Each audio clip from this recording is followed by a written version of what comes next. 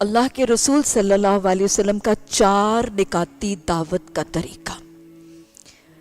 آپ قرآن کی آیت کی تعلیم تلاوت کرتے تھے، جو نازل ہوتا تھا وہ آپ ریسائٹ کر کے تلاوت کر کے سنا دیتے تھے، پر تلاوت کرنے کے بعد اگلا سٹیپ یعلمہم الکتاب، اچھی طرح اہتمام سے، لزوم سے، پرفیکشن، پریسیژن سے، ٹو دا مائنیوٹسٹ آف ڈیٹیل آپ تعلیم دیتے تھے. اور تعلیم کے بعد آپ ان کو حکمت کا مطلب کیا ہے کہ حدیث اور سنت.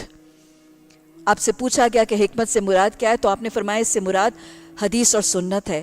تو آپ تلاوت کرتے تھے، پھر اس کی تعلیم دیتے تھے، اس کی ایکسپلینیشن کرتے تھے، اور پھر اس کی تشریح اور توضیح حدیث اور سنت کے ذریعے کرتے تھے. اور پھر یزکیہم، انہی کی روح میں ان کا تزکیہ، ان کی ٹریننگ، ان کی تربیت، ان کی غلط عادتوں کو ایریڈیکیٹ کر کے ان کی اچھی عادتوں کو نشو و نما کرتے تھے. تو یہ 4 نکاتی طریقہ.